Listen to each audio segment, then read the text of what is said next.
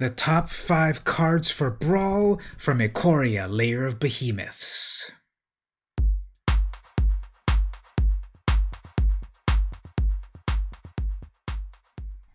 Hey everyone, it's VM Campos, Magic fan. Welcome to another deck tech video.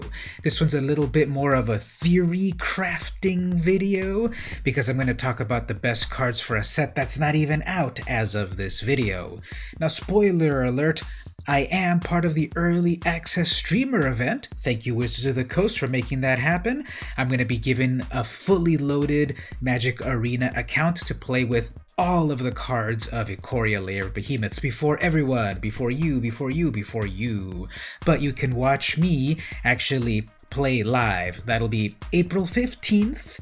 Starting at 3:33 p.m. Pacific time. Set your alarm. Come and watch me on my YouTube or my Twitch, and I'll be playing with these brand new cards that I'm going to talk about here. I really hope you come and hang out. In the meantime, let's talk about the 5 cards that you need to know to make the best Brawl decks on Arena. Let's check them out. Alright, so I've got good old Scryfall right here. If you're not using this amazing search engine for Magic cards, I don't know what you're doing. One day I hope to make them the proud sponsor of the series here. But anyway, so here's what we're going to do. The top 5 cards that you need to care about for Brawl on Arena. I'm going to do one for every color. Hey, top 5, that makes sense. Okay, the first one here for white, Luminous Broodmoth. This is a 4 casting cost, mythic rare insect, 3/4 with flying.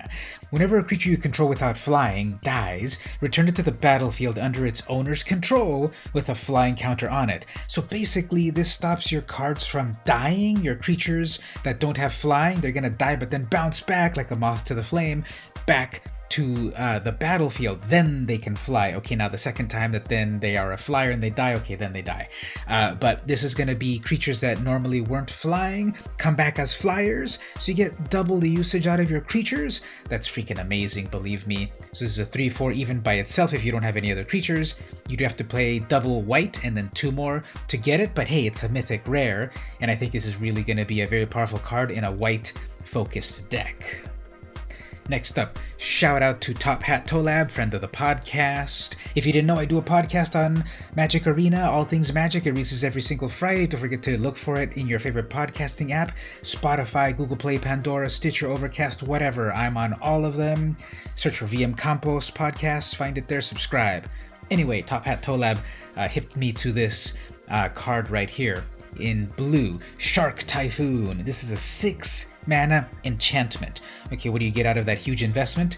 Whenever you cast a non-creature spell, create an XX blue shark creature token with flying, where X is the spell's converted mana cost. So every time you're casting some sort of like card draw spell or counter spell, at 2, at 3, at 4, whatever, you're making flying sharks. Every time you cast those non-creature spells. So let's say even you cast a Planeswalker, 6 mana Planeswalker, you get a 6/6 flyer. Amazing. Now, it is 6 casting cost to get this enchantment out, so you might want to cycle it. Maybe you don't really need it right now, you don't have the mana for it for a while, you cycle it. But what's this? Cycling is blue, 1, and X? There are very few X cycling cards, so this is pretty interesting. Cycling is simply pay some cost, get rid of this card, and get another card. But this has got X. When you cycle this, create an XX blue shark creature token with flying. So if you've got 3 mana, 2 mana, 1 mana, you can still get a 1/1 flyer, toss this card, get another card if you're not able to get to it in time. But once it does stick, once you've got this enchantment on the field, you're making a bunch of flying sharks. The non-copyrighted one.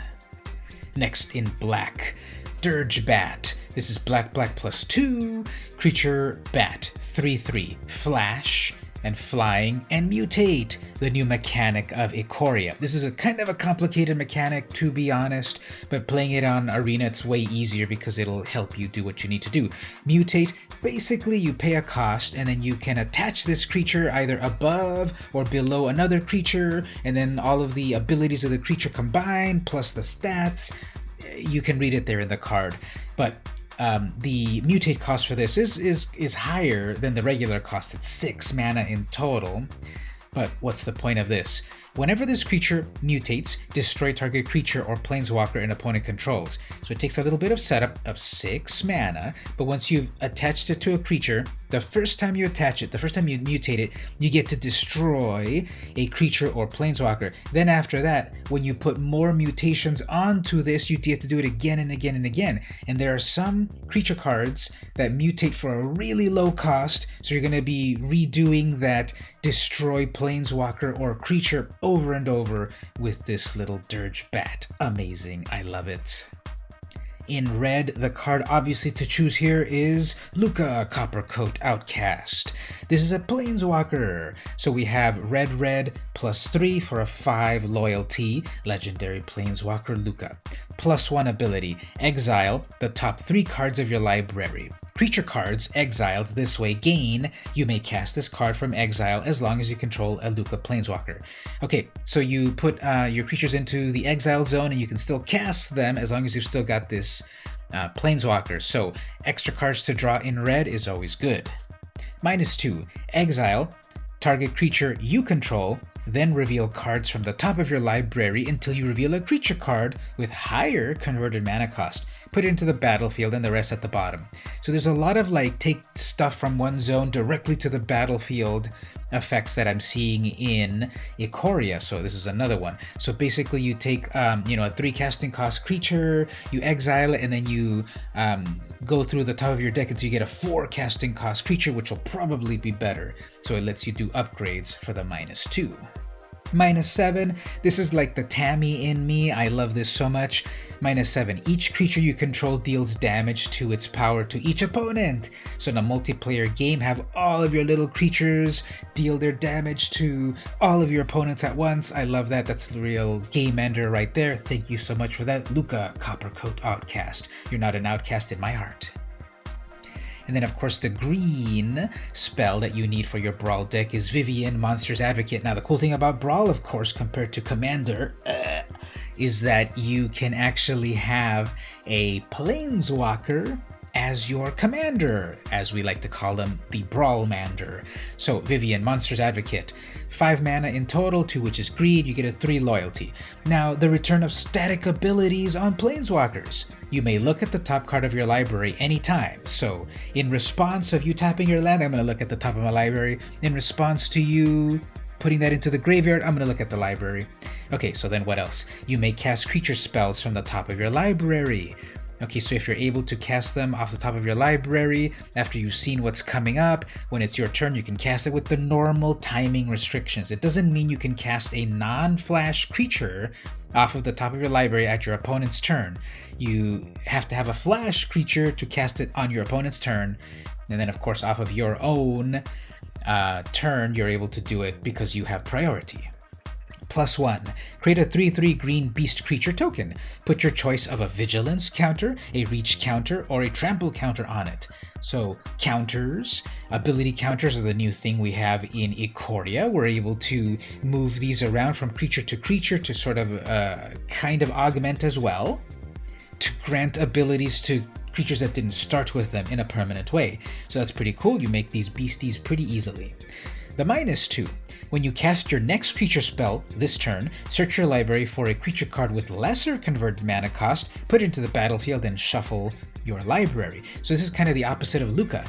You're getting smaller creatures from the big creatures that you have. So you're going to overrun your opponent with lots of creatures. Vivienne's the total advocate of these monsters, as am I. Power to the monsters. And so she really helps you do a go-wide strategy, then you couple it with other cards to give +1s and overrun effects to your creatures, and you're totally defeating your opponent. So there you go, those were the top 5 cards that actually psych. I've got a few more to talk about because we've got more than 5 colors to work with. I'm not just going to talk about the 5 mono-colored cards, I'm going to talk about some more of them. Secret tech just for you. Okay, let's go with the multicolored. This is the best multicolored card that you need for Brawl of all of Ikoria. Eerie Ultimatum. So the Ultimatum cycle has been completed. Now we've got 10 of them for all of the wedges that exist.